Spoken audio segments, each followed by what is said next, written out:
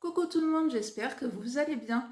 Donc aujourd'hui, je voulais vous parler un petit peu de mon expérience rééquilibrage alimentaire, régime, c'est comme vous voulez. Pour moi, c'est la même chose, sauf qu'il y en a un qui est un petit peu plus joli que l'autre. Donc voilà, donc ça fait déjà un petit moment que je suis en rééquilibrage alimentaire. J'ai perdu presque 30 kilos, donc je me dis que c'est déjà pas mal, même s'il y a encore du poids à perdre, mais bon, c'est pas mal. Donc voilà, donc je voulais vous en parler un petit peu parce que je suis dans la vie quelqu'un de très très gourmande, j'adore le sucré, je suis plus sucré que salé. Et on peut être en rééquilibrage alimentaire et continuer à se faire plaisir tout en continuant à perdre du poids. Donc ce qui est quand même intéressant, je trouve. Donc au départ, quand j'ai commencé mon rééquilibrage alimentaire, j'ai fait un petit peu comme tout le monde, un petit peu ce qu'on nous prescrit aussi sur certains sites ou magazines ou autres, c'est que le sucré, je l'avais mis un petit peu de côté. Je m'octroyais quelque chose de sucré, quelque chose que j'adore, que ce soit un gâteau, je sais pas, un Kinder Bueno ou quoi que ce soit, une fois par semaine. Donc je me disais, peut-être plus, voilà, le samedi, ça va être, entre guillemets, ma journée plaisir, car une fois par semaine, je m'octroie un repas plaisir. Donc ça aussi, c'est quelque chose de très important, enfin moi pour ma part, personnellement. Donc voilà, donc j'ai commencé comme ça, j'ai commencé à faire mon petit régime, tout allait bien, je perdais du poids. Et puis au niveau sucrerie, c'était un petit peu difficile parce qu'il y a eu des moments où j'étais quand même à tenter. Et là, je me disais, non, non, ne te tente pas à prendre quelque chose de sucré, c'est pas le bon jour, donc on laisse tomber. Et puis bon, ben voilà, je continue, je continue. Et puis un jour, j'étais tellement tentée, j'ai dit, c'est pas grave, tant pis, demain je n'en prendrai pas, c'est exceptionnel, allez vas-y, prends-toi un petit gâteau ou autre. Et puis une fois, deux fois, trois fois, et puis badaboum, ça a été un petit peu plus souvent. Donc là, je me suis dit, là, c'est pas le bon moment, c'est pas la bonne chose ce que tu fais, car tu vas reprendre un petit peu le poids que tu as perdu. Donc je me suis repris en main, j'ai recommencé à faire correctement les choses, et puis bon ben voilà, tout allait bien, jusqu'au moment où il y a des moments où on craque, on n'en peut plus, d'être tellement restreint. euh, voilà, c'est bon après voilà, je mange quand même de tout. Et je mange des pâtes, enfin tout ce qui est féculent, les légumes, ça forcément c'est à volonté. Mais après, je mange vraiment de tout. Alors moi, je me suis mis, pour ma part, pour que je sois bien, je fais 1500 calories par jour. Alors au départ, je m'étais mis une petite application.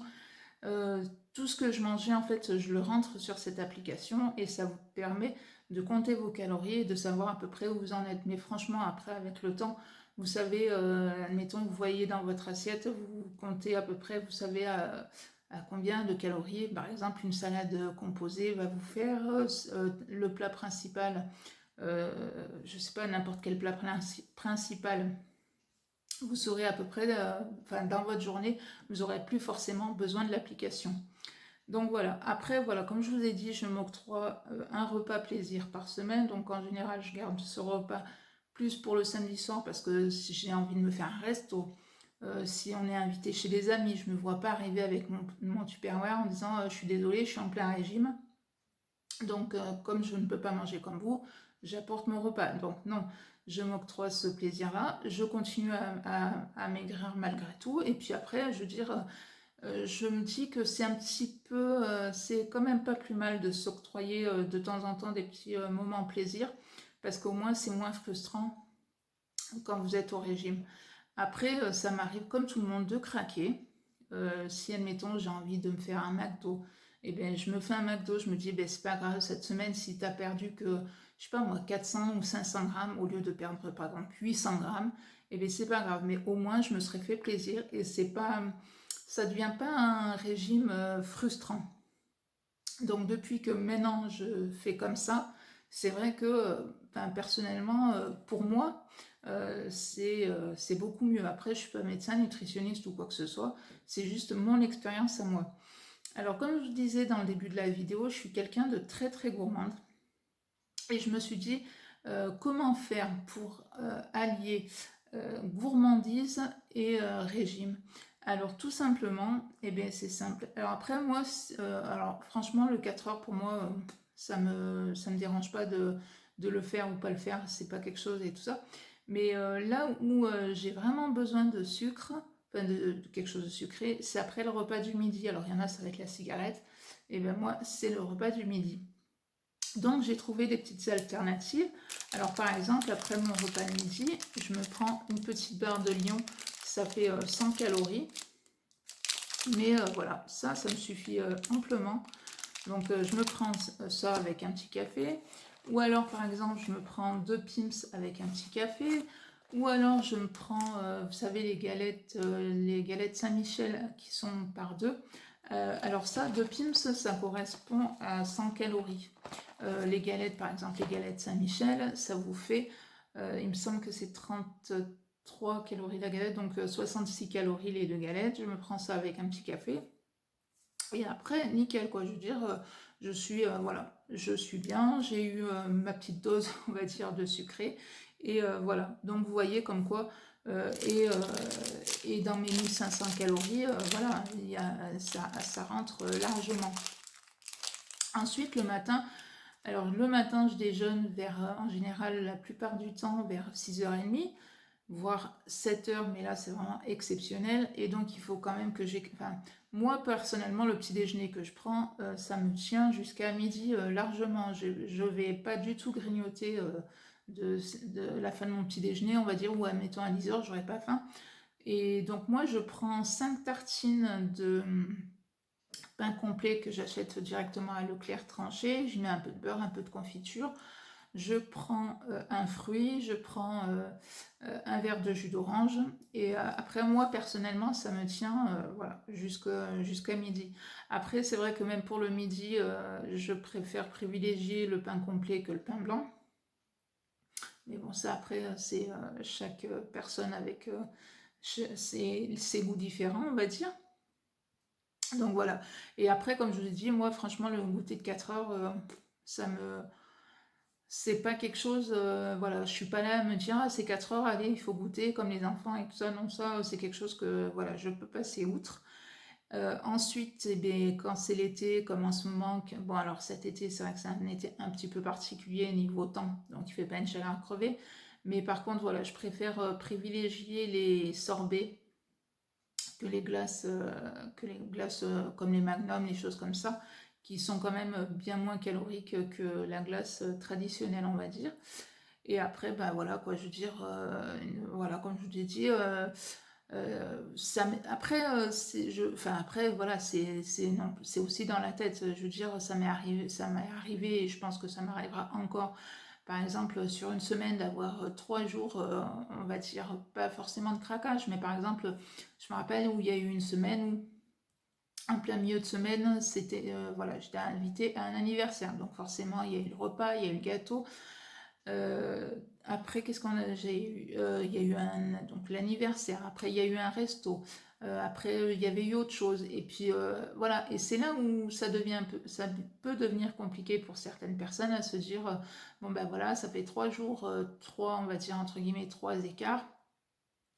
Et après, ben, il faut se reprendre de suite en main, quoi. Je veux dire, il faut se dire, bon, ok, pendant 3 jours, ça a été un petit peu du n'importe quoi, mais maintenant, je me reprends en main parce que c'est là où vous allez vous dire, bon, ben, c'est pas grave, allez, encore un jour, un jour, un jour, et puis après, ben voilà, votre équilibrage alimentaire, il va être un petit peu foutu pour le mois ou pour la semaine, et c'est là où vous allez peut-être avoir du mal à reprendre ce rééquilibrage alimentaire et malheureusement à reprendre vos kilos que vous avez perdus. Alors certes, franchement, prendre du poids en 5-7, c'est pour certains, c'est super facile, mais après, quand il faut les repères, ça devient un peu plus compliqué. Ensuite, je voulais vous parler aussi au niveau de la balance. Donc moi, si je commence à me peser, alors là, c'est mort parce que ça va être toutes les 5 secondes où je vais monter sur la balance. Donc maintenant, ce que je fais, c'est que j'achète un vêtement une taille en dessous. Et je me dis au moins quand enfin tu réussiras à rentrer dans ce vêtement, tu auras perdu, voilà, c'est entre 5 et 10 kilos. Tu auras réussi à perdre tant de kilos. Donc pour moi, c'est quand même bien plus simple.